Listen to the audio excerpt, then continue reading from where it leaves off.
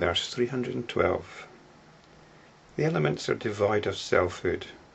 There is neither qualified nor qualifying in them. If all element-made objects were the elements, form, Rupa, would be element-made. As part of our enlightenment practice, we have to keep examining our relationship with the physical world.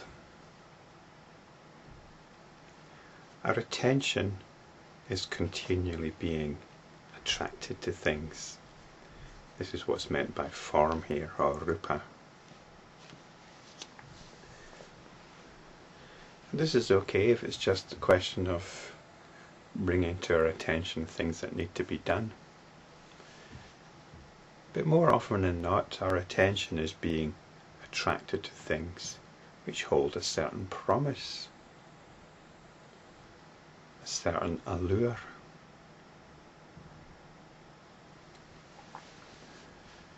And very often, that allure, if we follow it, leaves us feeling rather worse off. And that allure is the promise of a particular reality. We feel there's something real about it. We feel that our attention is being attracted to things which are real. The modern understanding is that there's a physical world out there, full of things which are real, physical objects. In the previous video, I mentioned my mobile phone here. This is real, isn't it? It's real. We don't even question it. We don't see the point of questioning it. To question it is just to indulge in navel gazing of some sort, isn't it? But there are certain assumptions going on which we do need to question. Because whether we regard this as something negative, gives you brain tumour if you use it too long, or it's responsible for that ugly mask behind the house, or it's something I can't live without, or it's just a piece of plastic and electronics. We've got an assumption about it. And one of the assumptions we'll all agree on, including the scientists, is that it's made up of something. It's made up of something else. It's made up of atoms, of elements. I don't know if there's anybody that questions this, but in the Lankavatara Sutra, in this series of videos, we're questioning this. Because it determines, all these assumptions determine a certain mentality, a certain mindset. And this has the consequence of transferring our sense of being out there. Because that is what is real. We make it more real than what is here. And as far as this verse is concerned, this has no intrinsic substance. It's devoid of selfhood. There's neither qualified nor qualifying about it. What does that mean? Well, qualified means having certain qualities, and qualifying means achieving certain properties, attaining certain properties, certain qualities. So what's being said here is that things neither have particular qualities nor do they achieve certain qualities. So for example, I could say this phone is black with a few other colours on it. But where are these colours? Where are these colours? I mean, this is from the scientific point of view now, isn't it? colours are a purely subjective thing. If you asked a scientist about colours, they would talk about certain frequencies of the electromagnetic spectrum. What does that mean to you? What does that mean to you when you experience the colour blue? Nothing whatsoever. So the whole phenomenon of colour is a purely subjective thing happening in here, not out there. And we can say the same about all the other sensory modes of perception. They're happening here, not out there. So it's quite important to realise this, bring it all back here, bring it back to our own sense of being. Reality is something that we project out there. This is how consciousness works. It's how it works every night when we enter into dreams. It creates a whole scenario which can use any kind of space, any amount of space. And we find ourselves moving around it.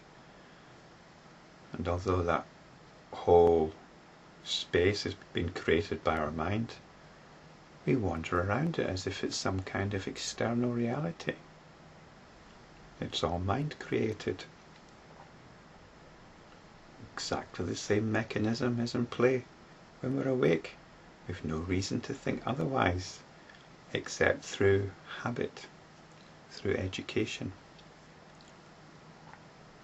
It doesn't make sense once you start probing into it. So verse 313 tells us the elements are uniform. There are no element-made objects in the elements. The elements are the cause. The earth, water, etc. are the result. If you like, we can translate this into modern terms and think in terms of the elements of the periodic table. The same thing applies. In the ancient world, the elements were earth, air, water and fire. So here it's telling us that the elements are uniform. There are no element-made objects in the elements. Now let's keep in touch with our enlightenment practice here. The whole point here is to regard the physical world in a uniform way. Just as we slap the label dream onto all our experiences of the night when we're sleeping. As enlightenment practitioners, we do the same with what is known as the physical world. There is nothing in it of intrinsic spiritual value.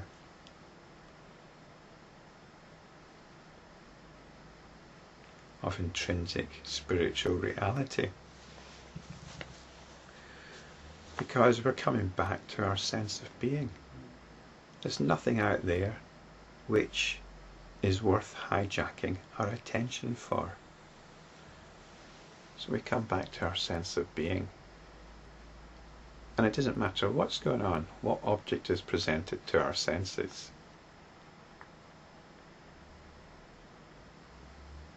We can slap a label on it, samsara, just as when we wake up from a dream, everything we've experienced, no matter how profound, upsetting, or delightful, it's a dream, We consign it into this little box called dream. As enlightenment practitioners, we consign all the experience that is going on into samsara. But only when we've woken up. Only when we've woken up. And we're working on waking up more often. So what are the elements here? The elements are uniform. There are no element-made objects in the elements.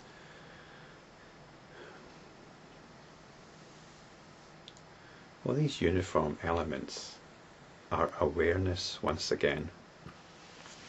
It's a bit like being in the dream.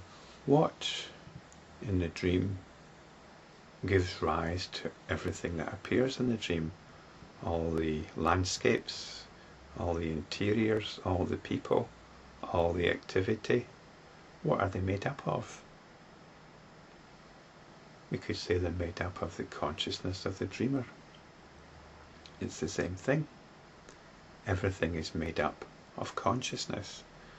It's not really the consciousness of the dreamer, because the dreamer is also part of consciousness. It's simply consciousness. Notions of the individual are also part of the dream. And it's this which gives rise to earth, air, water, and all the elements, all ideas of the elements.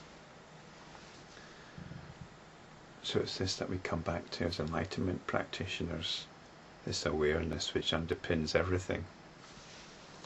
Without it, there would be nothing. And to finish off this section on the elements, verse 314 tells us, substances and forms of thought construction are like things born of Maya. They appear like a dream and a city of the Gandharvas. They are a mirage and a fifth. So this is the attitude of the enlightenment practitioner to so-called reality.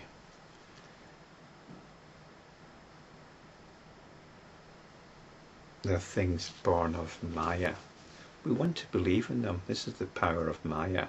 It leads us to believe in the reality of all of this.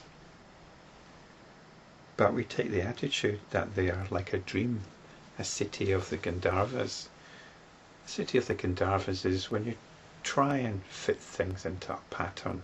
You try and make sense of things. So you create constructions, thought constructions. Sometimes these constructions just appear like mirages or like illusions. And there's this peculiar phrase here, they are a mirage and a fifth. There's a little note from Professor Suzuki saying it's not clear what this means, but we've got 4 examples here: Maya, dream, city of the Gandharvas, a mirage. And I'm suggesting it's just make one up yourself. One that's often given is the wheel of the firebrand. When you spin the firebrand in the air, it creates the illusion of a circle, and we take that as reality. So I would just say this fifth just means and so on, or come up with your own example. So this is it. There's a lot here, and perhaps I've skipped over some important points, but these will have been addressed in previous videos. They're all to do with what we believe we're perceiving and how we give that an external reality. We're always projecting our sense of being out there, allowing our attention to be hijacked in the belief that there are things out there. Of course, from a conventional point of view, we carry on, we interact with things out there, we get on with it. But when we're practicing, no. We come back to our sense of being. I'm not buying into anything that's going on out there. I'm not buying into any of your stories. These stories are fascinating, enchanting, but they eventually leave me feeling quite impoverished. So come back to your sense of being.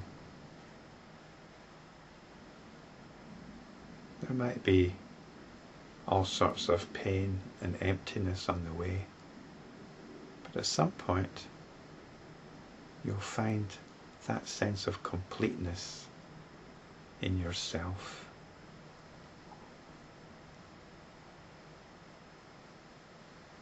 A sense of completeness in your own vibrant awareness.